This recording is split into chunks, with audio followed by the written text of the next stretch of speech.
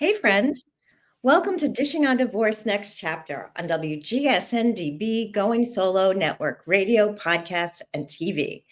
I'm your host, Lisa Lisser, CEO and founder of LZL Coaching, a boutique coaching firm focused on divorce, relationships, and life transitions. I'm also a divorced mom of 3 now grown kids, a recovering lawyer, a Jewish educator, and a spiritual counselor, and a divorce coach who is committed to transforming the divorce experience for everyone involved. So, your divorce is completed. You're starting a new life, but something feels stuck. Something is holding you back. You want to move forward physically and spiritually, but what is it? What's holding you back? Sometimes it takes letting go of the symbols that tie you to your past in order to truly move forward. I know for me, it took me a while, but finally, I decided to sell my rings. When I brought them to the local jeweler, they gave me a bit of a runaround, but then recommended that I repurpose them since there were flaws or cracks and that would lower the value. This way, I would create a new design, they would do it, I would pay them. So there was a little back and forth, but ultimately, I decided I would change my rings into necklaces and wear them as symbols of my transformation. But had I met with the right resource, the right person, I might have cash in my pocket instead. So today's guest has the recipe for addressing this divorce dilemma. Our show today is called Advice for Selling Your Marital Jewelry. David Dannenbaum has over 2 decades of experience in appraising, buying, and selling engagement rings, wedding bands, and other jewelry and precious metals.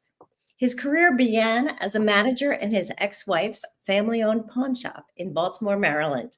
Along with his former brother-in-law, David helped transform the business into the largest regional producer of consumer-owned jewelry in the Mid-Atlantic, with half its business coming from divorced women looking to move on from painful memories associated with the jewelry bought by their exes. He now owns and runs www.davidbuysdiamonds.com and provides the same reliable and trusted service to customers in Philadelphia and South Jersey. David, welcome to Dishing on Divorce Next Chapter. Thank you, Lisa. It's a pleasure to be here. It's great to have you here. You know, I have guests who work in all different areas of the divorce experience. I have CDFAs, I have mediators, I have lawyers, I have dating consultants, but you are the first jewelry purchaser that I have met and that I thought would be a perfect addendum for my clients, because sometimes it's hard to really think about selling those rings when you're in the midst of the process. But after it's over, when you're sitting with these assets in your jewelry drawer and you're trying to figure out what does it mean, that's where having someone who specializes in this work could be a real asset. So thanks for joining us. And Sure. I would love you to share how you got into this business. What's your story? Sure. Thank you. And again, thanks for having me. My career in the jewelry business goes back about 22 years, after sort of a circuitous route where I went to college in Vermont, got inspired to go to Israel after college, stayed there for a few years, and dove into sort of the nonprofit world initially. I was an English major. I didn't have a plan.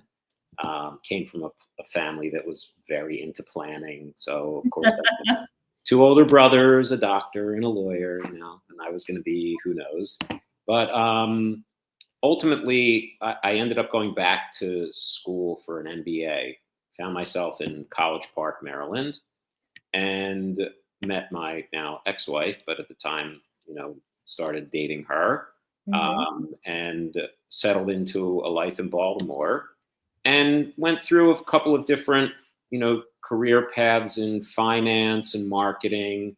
And my father-in-law I still call him my father-in-law because I really have a wonderful relationship with him, even, in the aftermath of the end of the marriage. Um, Owned a pawn shop, and they had this pawn shop in Baltimore for 90 years at the time. Now it's over 100 years, but it's not a pawn shop in Baltimore anymore. And I'll explain that in a minute.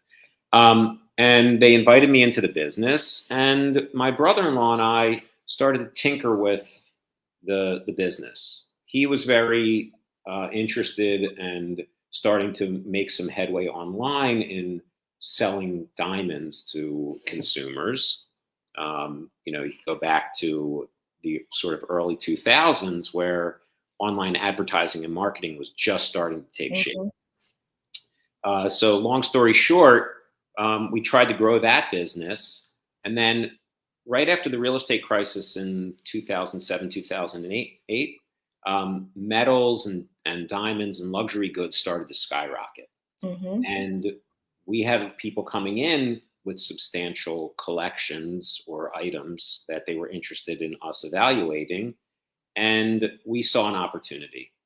And the convergence of leveraging online advertising and marketing, which again was in its infancy, with our expertise, allowed us to create a whole new brand for the business. Ultimately, putting aside the pawn shop and creating regionally 3 upscale office-based appointment-specific locations for buying jewelry, precious metals, and items like that from consumers. And that was the entire business. Almost everything that we bought, we sold back to the wholesale market. Okay. So always in, just a margin-centric, buy and sell mode. But what we really specialized in, aside from learning how to build the lead funnel, was choreographing the experience for the consumer, because we're very sensitive to the needs that they had. And one of the things that we learned along the way was, wow, most of the people, or a substantial number of people coming to us, are women who have jewelry, especially engagement rings, that they were looking to move on from. And we built an actual brand, believe it or not, called Divorce Your Diamond. And we were very successful in starting to go through that. It's been retired, so to speak, but the brand itself. But we really understood and focused on, what is it? What's the real need of this market, so to speak, and how do we serve it properly? So that's the background of how I got into this business. That's great. That's great. Now, were you in the business before or after your own divorce, and how did that impact work and your sort of perspective on what this was about? Yeah, it's a good question. So my own journey in my marriage and its ending was not particularly influential on the business that we created. I think I had a certain appreciation for the situation that people were in, just because I myself was in a challenging relationship, so I could easily reflect sensitivity to somebody who came in, and that was sort of the driver in the process that they were experiencing, which I think did make for more success in our business, was that there was a lot of empathy and a lot of ability to really understand what someone was going through. For myself personally, it certainly changed the direction of my career entirely. I was in the business for a dozen or so years with the family when our marriage was coming to an end, and ultimately departed from the business, or was asked to depart from the business.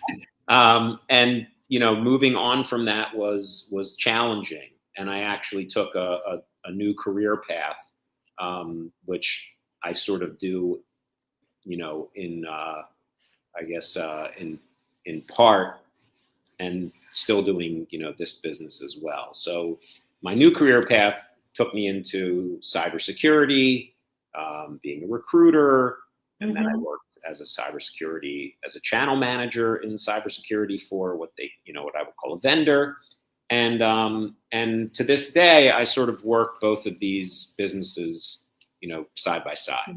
Right. So you've got 2 gigs, and At least. that was, at least and 47 in my imagination. Right. Which actually goes to reinventing yourself after divorce, which is another podcast. Yeah. But for now, we're going to focus on the rings. Yes. So what I'm wondering, like before we get into technical details, I'm wondering if you could share some stories about clients that you've interacted with and sort of commonalities. Like what is that ideal client, as it were, who comes in with the rings and is having this emotional connection, which we started talking about earlier? It's a great question. Look, for the benefit of the business itself, you always want to be purchasing things that have immediate liquidity. Okay. So let's call it back in the day, in the retail environment, you can imagine certain sizes, shapes, colors, clarities, all the 4 C's and more that jewelers market is real in transactionally, meaning those are the things that people are educated to pay for. And therefore, if you are a buyer, you want to buy the things that people want. So, we would run into a lot of situations where people had jewelry that was bought from retail chains like Kay Jewelers or Jared's, and those were not, the best quality that made it easy for us in our business to liquidate those items. But if you shopped in, a more, say, boutique, upscale, or single brand store, you were more likely to get something of higher value and then get more value for it. So we did try to gear our purchases towards items that we could sell easily. Right. So as such, we ended up with a certain type of clientele that we located the business in on purpose. So, for example, we opened an office in Chevy Chase, Maryland, which is a very high-end suburb of Washington, D.C. The other location that was the pawn shop in downtown Baltimore, we moved to a neighborhood in the Baltimore suburbs called Pikesville, which is a very upscale environment. Then, a third location in Tyson's Corner, which again, so these businesses tend to be in better neighborhoods because they attract, a higher sort of level of clientele. Right. But everything has some sort of value. And the question is somebody ready to make a decision to move on? Right. So when you asked about what were the commonalities, often highly emotional relationship to the transaction. So you have somebody who had, a challenging relationship, a very challenging divorce, this symbol of love that they accepted when they were in love, now is, has taken on pretty much the opposite energy. It's now become, a quote unquote, thorn in their side. Every time someone looks at it, it brings up bad memories. So that was very much like a very big part of the transaction was getting through the emotional aspect of it. Right. So if I can just interrupt, what we're really talking about is people have huge emotions tied up in their engagement ring, in their wedding band, in other jewelry that might have been given to them by their ex-partner that represented something that was so positive, that was a relationship that was crushed. Yeah. Right. So getting rid of it is really emotionally cleansing, or can be. But your clients are not necessarily there yet. They may know that this is what they should do or could do, but they just might feel too wrapped up in it. So, you know, and you also, it's interesting because you use the word commodity, and people don't often think about their engagement rings as a commodity because they think of it as a symbol. Yeah. And so when they have to get rid of a symbol, that's different than just trading stock. Right. It's Right. different. And to that point, right? Like when you go into a jewelry store to purchase an engagement ring, you are buying partly the romance. Right. You're not just buying a commodity, you're buying the experience, the romantic experience. Sometimes they'll bring out champagne. I mean, there's a whole choreography that goes along with the initial experience. Now you're on the back end of it. And what we would try to explain to people is you're no more or less of quote unquote a wholesaler in a commoditized business than we are. So now you're not really in a position to leverage all the things that they leveraged when they sold it to you. Right. But at the same time, what I'm thinking about again, because your business is full of emotions, right? Yep. The ring, there was the moment of purchase of the ring.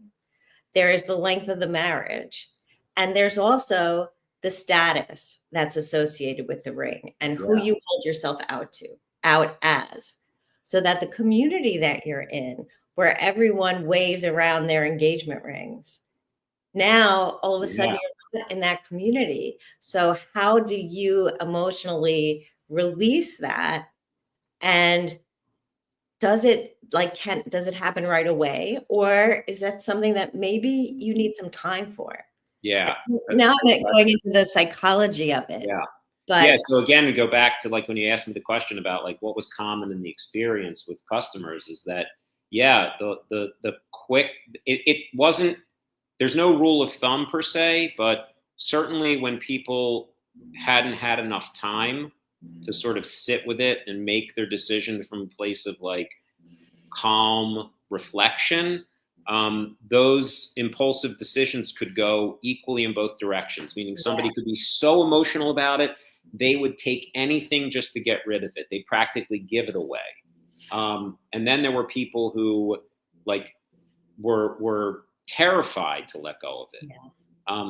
And to be honest, sometimes that lasted for decades. I had customers that I sat with who even 20 years after the end of a marriage couldn't bring themselves to put this aside in their lives. They would prefer to put it back in their jewelry box, not look at it, but not let go of it, which clearly to me reflected they're still attached to the relationship.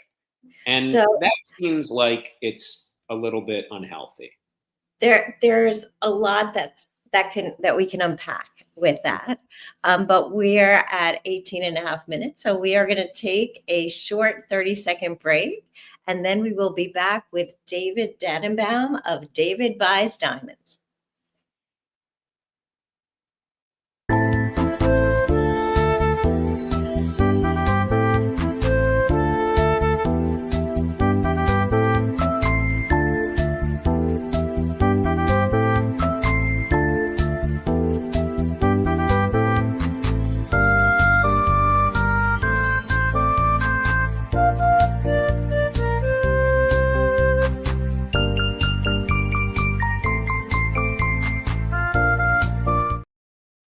And we're back with David Dannenbaum, founder of David Buys Diamonds. Before the break, we were talking about the emotional attachment that comes along with the process of selling your rings. And, there's a question of what's healthy, what's not healthy.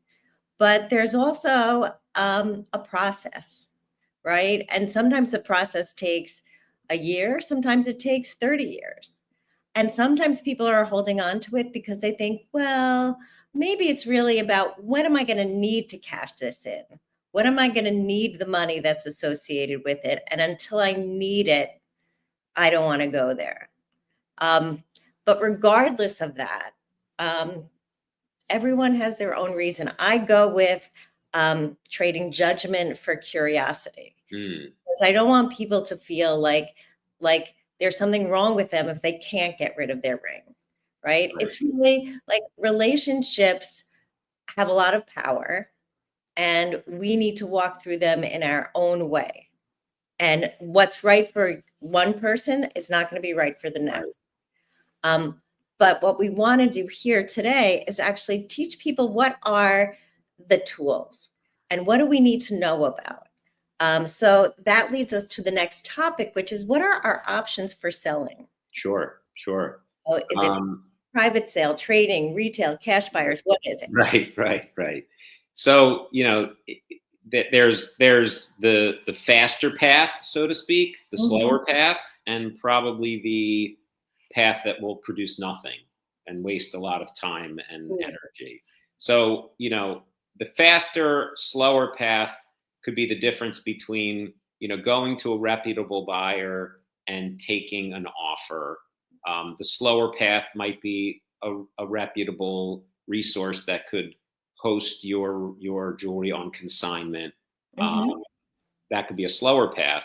The path that almost always will lead to nothing except wasting time and possibly even danger is trying to sell your jewelry to another private person who you don't know. So we would often have people say, well, I'll just put it on Craigslist or something like that. Right. Okay, on the practical side, you have to remember that people don't buy engagement rings from other people. Nobody wants their to say, when you ask them, oh, where'd you get my ring? And they say, oh, I bought it on Craigslist. So nope, that's not the story, right? That's not the romance piece. Correct. And jewelry companies have done an amazing job marketing the value of the romance. It started with the industry itself, with De Beers making up the idea that a diamond is forever. That became the tagline that everybody, consumed and believed. Today, we sort of know, and this does affect the experience of selling, is that, well, now they're making diamonds in labs. And guess what? Diamonds made in labs look very similar. However, they're priced much lower. So now the natural diamond market, which if you've been somebody who's been married for 20 or 30 years, you probably own a natural diamond, might not have the same value that it did even when you got married. Usually over the years, these types of items grow in value, even if it's a little bit. Certainly gold we see, right, at now nearly $3,400 an ounce. I think when I came into the business, it was $400 an ounce. Gold you see goes up, silver goes up. Diamonds, they would go up incrementally. Now they're in a period, I think, of devaluation. So that's another thing just to keep in mind. So again, jewelers are smart. They understand the consumer mindset. Going in there equipped to sell means doing research like anything else. Any other transaction, you're going to go buy a car, you're going to read up on, what's good, what's bad about this car, what's the right price to pay, what's the market look like, etc. The thing about, cars is, well, a person who's 40, 50 or older has probably bought and sold 4, 5, 6, maybe 8 cars in their lifetime. But an engagement ring, you've probably only done once, maybe twice. So a person's experience is very limited. So really do as much research as possible. And that could include just looking at websites like BlueNile.com, for example. Really? Okay. Yes, where they have great inventory and tons of information about purchasing a diamond, not about selling your diamond, but you start to get visibility into the market for what it is that you have. Interesting. Okay. Most people who have purchased will have an appraisal or a lab certificate from a reputable lab like GIA, other labs that are, somewhat reputable like IGI or EGL, and then Okay. some stones aren't certified at all, but a lot of times appraisals will give good enough descriptions to be able to look up a stone or the parameters of a stone on a website like Blue Nile and see what the retail market is that they're selling it for. Generally speaking, they have pretty good prices on retail diamonds. So you could expect somewhere, let's call it maybe in the neighborhood of half. I don't know if people are aware of this, but much of retail is based on, margins that are, double what Yeah. the stores say purchases them for. Obviously, supermarkets are a little different. The perimeter is expensive. They only make a couple of points on the cereal and that kind of stuff. Right. But in jewelry, buyers are often looking, to be able to double their money, if that makes sense. Yeah, no, it totally makes sense. When I was very early in my work life, my first job was as an accessories manager of a department store, and one of our departments was jewelry. Yeah. And in the fine jewelry department, every week, starting on Wednesday, we had a 50% off sale. Yeah. And even at 50% off, it was still double the markup, the Wow. wholesale price. Yeah. So, so just for anyone out there, if you're buying in a department store, there are things to think about. Sure. And so here, if you bought a ring for $25,000 and you want to sell it, you may only be looking at 12.5. Yeah, and again, it's really not something that you can know if you're not in the market every day. So Right. even what you observe or read about won't necessarily tell the story of what a buyer will pay. So the other thing I would say is, try to find somebody that you can trust, who's been in business a long time, and don't be afraid to get more than one offer. If a Yeah. buyer wants it, they will pay for it. And if they don't, then they'll let you walk out the door. And don't be afraid to come back. The only thing is, if you've gone somewhere else and come back, they usually know that you probably had the best offer from them. So hopefully they'll stand behind it. Right. But if they switch that up, don't be surprised. But yeah, do your research and get a few different estimates from or offers from reputable buyers, and make a decision. And the other thing you mentioned in the question was, trading it in. That's a pretty good idea, because a lot of times retailers have inventory that they want to move on from, and they'll make a better deal if you're taking something from them off their hands. So that's a pretty good strategy also, if you don't need the cash. Yeah. But I just wanted, one other thing you mentioned was repurposing. Yeah. And you told your own personal story about that. Yeah. That's an interesting idea. I think you have to be really, I don't know if healed is the right word, but you have to be in a really good place to be able to do something like that. But what a lot of people will default to is, well, you know what? I'll give it to my kids. Like, they could use it. And of course, most people who tried that are coming back to say, yeah, they don't want it. They said, it doesn't really have good mojo or whatever. Yeah, the juju is bad. It's just off. Exactly. Yeah. Exactly. So it's interesting, because I know of people who had a stone from their mother who's been divorced. They took the stone, gave it to their wife, who they divorced, and then their kid wanted the same stone. And I'm thinking, that's crazy. That's just crazy. Times the charm, right? Yeah. Yeah. But that's also why it's important emotionally and psychically to really define your relationship with the ring. Yeah. Right? What is your relationship to the ring? Yeah. And what do you want to hand down? Do you want to hand down empowerment? Yeah. Do you want to hand down a down payment for another ring that, the whole emotions around it can be distinct and distinctive and special? You know, I wonder also, like, in your own experience, like, did you sell all your furniture, like, because you got divorced? Did you sell your car because you got divorced? Like most things that, you know, are part of your family life, you keep. Maybe not pictures, maybe not, you know, a sentimental item, but for the most part, you know, we don't just run away from everything that's in our lives. So there is some wisdom in saying, yeah, like I could treat this the same way. It doesn't have to be in some isolated identity where it means something bad for me. You know, that's a possibility. I think that might be, you know, your own experience, but I was Yeah, I curious. mean, what I would say is, you know, there was a time in my life when I was married that I got gifts of jewelry Yeah, and I appreciated them because I actually love jewelry, yeah, right? And so, do I need to um, put meaning on every piece so that when I wear it, I have to think about it?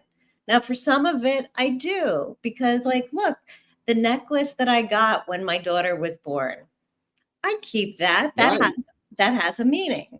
right. But do I have to think of every gift in terms of Yeah, being tainted by the giver? yeah, Or can I just appreciate beautiful jewelry? And I sure. think that, you know, for items that aren't as emotionally fraught as the engagement or wedding band, I think you probably can learn how to continue to enjoy them. Yeah, But the rings, you're not going to wear again right, because they have right, specific communal messaging. right, right. And So so you're never going to wear them again. And if that's the case, then it's time to sort of figure out, okay, well, that's why repurposing is a really good option because yeah, you can make it into something that you would wear that wouldn't draw the same kind of attention or impression, and then you get sort of the benefit of still having it and right, something you enjoy without the emotional attachment to it. So that's an excellent suggestion. right. Well, and it's about transformation, Yeah, right? You transform something that has like a negative emotional response, yeah. something that can be a Right. symbol of your freedom. Look, the other thing we can do is on you know is purposely use the funds for something specific for your own growth. So instead of just, even if you did go to sell something and you got a substantial amount of money for it, and now that money's in the bank and you're buying groceries or you're buying gas for your car, paying the electric bill, well, why not instead say, you know, I'm going to earmark these funds to take a trip somewhere or to Yeah, do a seminar or to join a Pilates class or right, whatever it is. Like, I'm going to use this, or you know, I'm going to use it for every week or 2 weeks that I get a manicure. You know, like put that money aside for self-care, and then you know it has sort of like the more direct, you know, sort of purpose in that transformational right. journey. Very great. Right. I love that. I love Yeah, that yeah, because you can do that with the resources you get, and you can think of it as money in your personal bank, yeah. right? This is your bank account where you're investing in yourself. And Sure. so there are a lot of ways that that could happen. But as we're getting to the close of the Yeah. podcast, I just want to ask you, are there any things that you think we haven't covered that my audience really needs to know when it comes to selling the rings?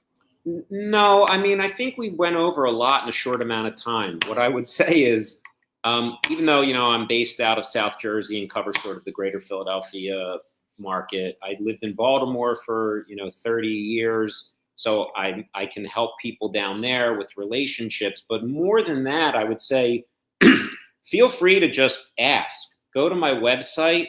There's a link there to make an appointment to get a quote unquote free assessment, free appraisal. I'm happy to get on a call with somebody and just talk them through the process, even if I'm not involved in the transaction, because I understand how impactful this is. And I believe very much in, you know, helping the community, and it comes back in all kinds of ways. So if somebody wants a consultation and just some direction, I'm happy to provide that. Just go again to davidbuysdiamonds.com, make an appointment to speak with me, and we'll have a conversation about it.